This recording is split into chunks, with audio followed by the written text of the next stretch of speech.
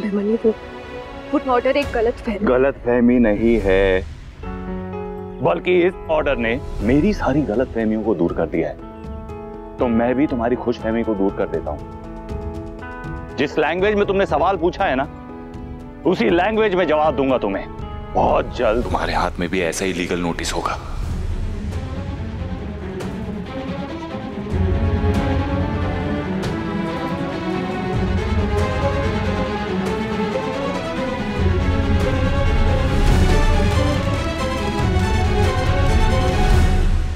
अभिमन्यु, बस एक बार मेरी बात सुनिए। सुनने की और समझने की गुंजाइश अब खत्म हो गई मिसेस शर्मा। हाँ, मैं डॉक्टर हूं, मैंने आपकी तरह लॉ नहीं पढ़ा, लेकिन इतना जानता हूं कि एक लीगल डॉक्यूमेंट को लीगल तरीके से ही हैंडल किया जाता है। मैं भी लीगल एक्शन लूंगा। तो मेरी बात नहीं समझ रहे हो अभिमन्यु, बस एक बार मेरी बात अगेन कहा ना मैंने आपसे, सुनने की समझने की गुंजाइश खत्म हो चुकी है अब, सिर्फ इसलिए क्योंकि गोयनकास के पास पैसा है, पावर है, कनेक्शन है। अगर आपको लगता है कि आप मुझसे मेरे बेटे को दूर रख पाएंगे तो आप गलत हैं, क्योंकि ये बाप लड़ेगा, ये बाप चुप नहीं बैठेगा। जब बोलेंगी, जहां बोलेंगी, जितना बोलेंगी लड़ेगा, लेकिन कोई इस बाप को अपने बेटे से और उस बेटे को अपने बाप से दूर नहीं रख पाएगा।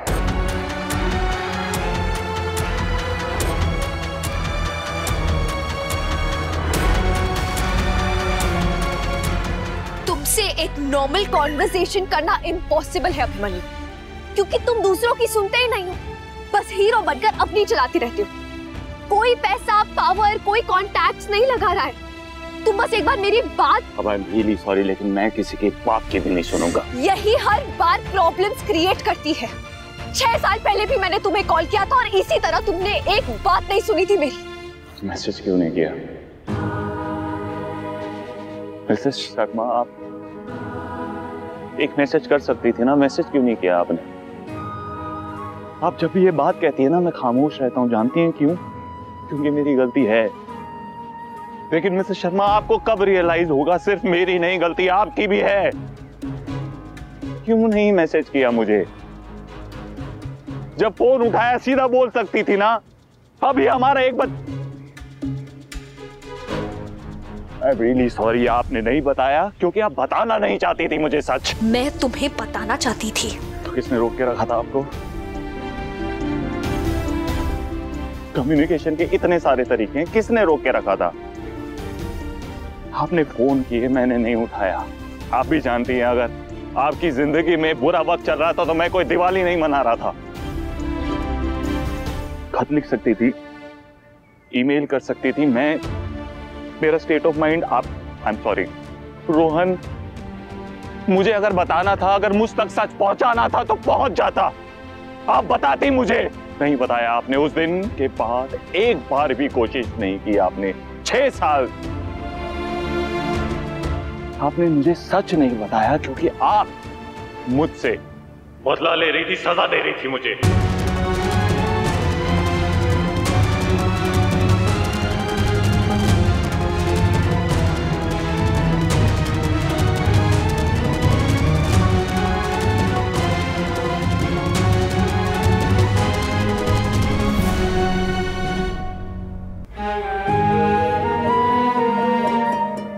ग्रजेस होल्ड करना, अपने मन में खुद को विक्टिम समझना, बदला लेना, ये तुम्हारा काम है, मेरा नहीं।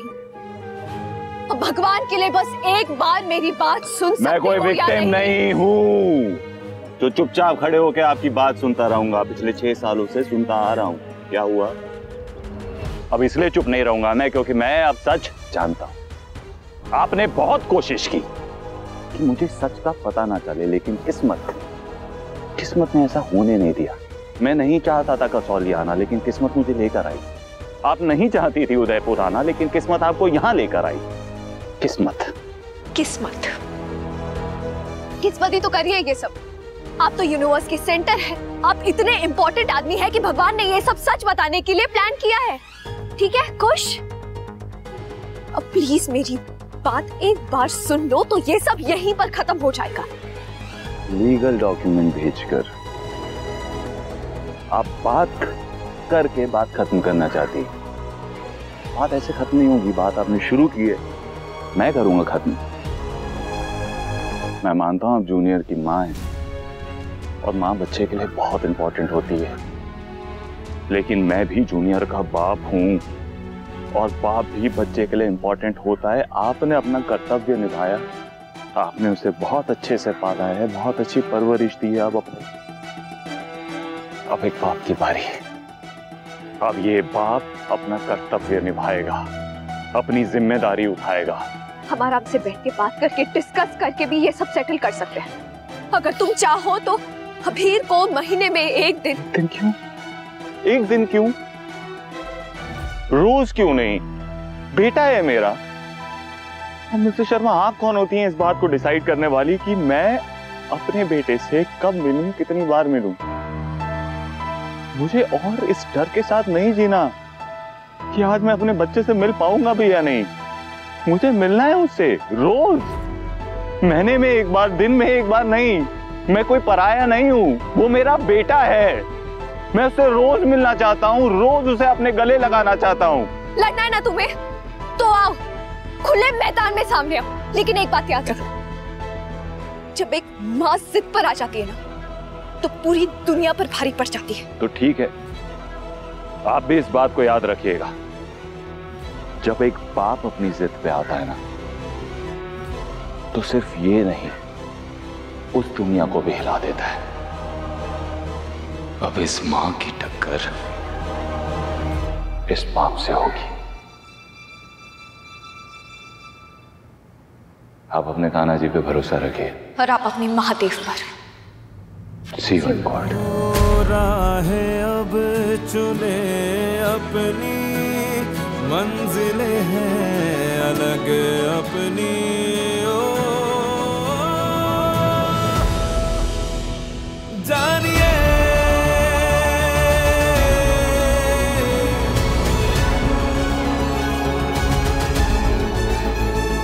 जानिए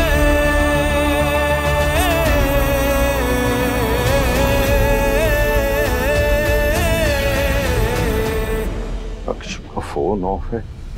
वहां क्या हो रहा होगा, क्या हुआ होगा, कुछ समझ ही नहीं आ रहा है। अभिमन्यु को ही कॉल कर लेता हूं। रहने दीजिए बड़े पापा। क्यों, क्या हुआ बेटा? इसका कोई फायदा नहीं। मतलब? अक्षु क्या हुआ वहां पे? मंजरी आंटी ने क्या कहा? मंजरी माँ तक तो बात भी नहीं पहुंची। क्या कहा अभिमन्यु ने?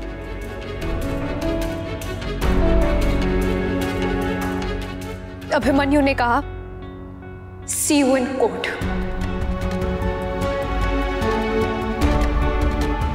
क्या? अभिमन्यु अभीर की कस्टडी के लिए कोर्ट जाने वाला है। हे भगवान, मैं जानता था कि वो अभिमन्यु ऐसा ही करेगा। बड़े पापा, मैंने आपसे कहा था ना, हमें उनके सामने झुकने की कोई जरूरत नहीं है, लेकिन फिर भी सब कुछ तेरी वजह से हुआ है। अगर वो रिपोर्टर नहीं भेजा होता तूने जोश में आकर तो नहीं होता ये सब। मनीषी, आप एक बार अभिमन्यु से बात करके देखिए ना प्लीज। क्या कहूं उससे? किस मुंह से बात करूं उससे? अपने ही सिक्के खोटे हैं।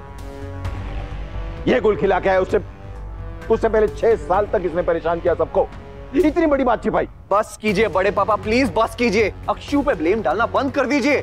ये सारी गलती, सारी प्रॉब्लम उस अभिमन्यु बिड़ला की है। तुम्हें एक ही आदमी की प्रॉब्लम नजर आती है, एक ही आदमी में प्रॉब्लम नजर आती है।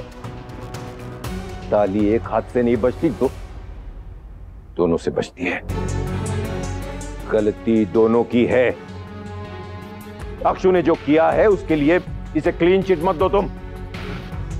तुम्हारे बड़े पापा को डर से भी इस बात का है कि इन दोनों की गलती में कहीं वो नन्ही सी जान न बच जाए। अभी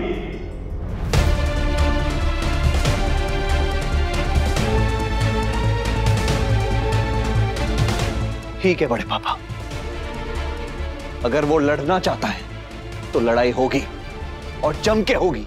तू नहीं कायरव, ये नहीं होना चाहिए था। तो जानता है ना, अभिमन्यु का जब दिमाग फिरता है तो वो किसी भी हद तक जा सकता है।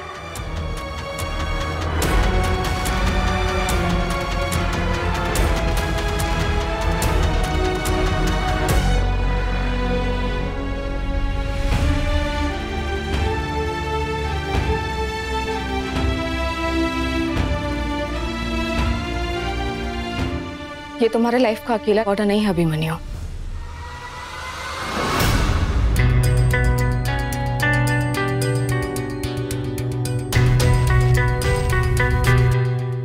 I mean, जब से तुम्हारे लाइफ में अभीर आया है तब से ना तो मैं और रूही तुम्हारे पास आ सकते हैं और ना तो तुम हमारे पास आने में इंटरेस्टेड हो। अब तुम्हारा जो भी है वो अभीर है, राइट?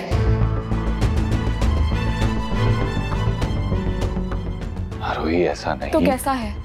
तुम्हें जब से अभीर के बारे में पता चला है तुम हमारे साथ होकर भी हमारे पास नहीं होते। इनफैक्ट तुम अब किसी के भी कुछ नहीं हो। तुम्हारा जो भी है वो सब कुछ अभीर ही है, और सिर्फ तुम्हारे लिए नहीं, माँ के लिए भी। जैसे मैं और रूही तो किसी के लिए कुछ मैटर ही नहीं करते। समझने की कोशिश करो। तुम हमेशा मुझे कुछ ना कुछ समझाते आए हो। Now you listen to me. तुमने बिना मुझसे डिस्कस किए, बिना मुझे बताए तुमने डिसाइड कर लिया कि तुम्हें अभीर की कस्टडी चाहिए। तुमने हमारे रिश्ते के बारे में नहीं सोचा, वो छोड़ो, पर तुमने रूही के बारे में भी नहीं सोचा। तुम्हें अपने लाइफ में अभीर चाहिए था तो तुम्हें लगा कि रूही को भी तुम एडजस्ट करना सिखा दोगे। तुम्हें बस सब कुछ अपनी मर्जी, अपने कन्वीनियंस, अपने हिसाब से चाहिए। लेकिन लाइफ किसी की मर्जी नहीं चाहती है। तुमने सालों साल रूही को ये यकीन दिलाया कि रूही तुम्हारी जिंदगी का सबसे इंपॉर्टेंट हिस्सा है, और अब अचानक से तुम उसकी जिंदगी से गायब हो रहे हो। और ये तुम एक्सपेक्ट करते हो कि वो ये बात समझे? सच तो ये है कि तुम्हें अब रूही की खुशियों से कोई लेना देना ही नहीं है। तुम्हें तुम्हारा बेटा मिल गया तो तुम्हें अब रूही से कोई फर्क ही नहीं पड़ता। Am I right, Abhimanyu? रू मेरी बेटी है। हाँ, मुझे पता नहीं था, लेकिन अब पता है कि मेरा एक बेटा भी है। लेकिन जूनियर की वजह से अपने भाई से किए हुए वादे को नहीं भूला हूं मैं। उससे वादा किया था मैंने, एक मेरा दिल, एक मेरी धड़कन, दोनों मेरे लिए बराबर हैं। मेरी जिंदगी में दोनों के लिए बराबर जगह है। जो अब तक रूही की थी। अभिमन्यु, तुम खुद से झूठ बोलना छोड़ दो प्लीज। ये लाइफ कोई फेरी टेल नहीं है कि सब कुछ बिखर जाने के बाद एंड में सब कुछ ठीक हो जाएगा। ये सब रियल है, ये सब हो रहा है। This is life.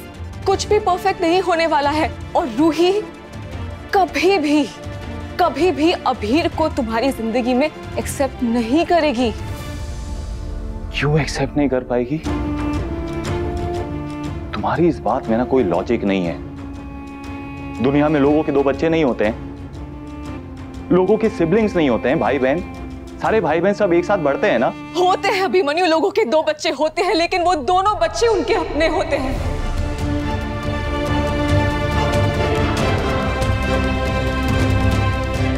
तुम कहना चाहती हो कि मैं जूनियर में और रू में फर्क करूंगा नहीं, ऑलरेडी कर रहे हो। अभिमन्यु, तुम मुझसे रिश्ता तोड़ दो, तुम ये शादी तोड़ दो, मुझे फर्क नहीं पड़ता। लेकिन रूही के साथ गलत होगा तो मैं सह नहीं पाऊंगी। तुम रूही के पॉपी हो, मगर मैं रूही की माँ हूं। मेरे लिए रूही की खुशियां हमेशा सबसे पहले होगी। तुम्हें अभीर की फिक्र है, मैं समझती हूँ, लेकिन उसकी वजह से रूही से एडजस्टमेंट करवाना सही नहीं है। इसीलिए मैं रूही को एडजस्ट करने नहीं दूंगी, उसे हर्ट होने नहीं दूंगी।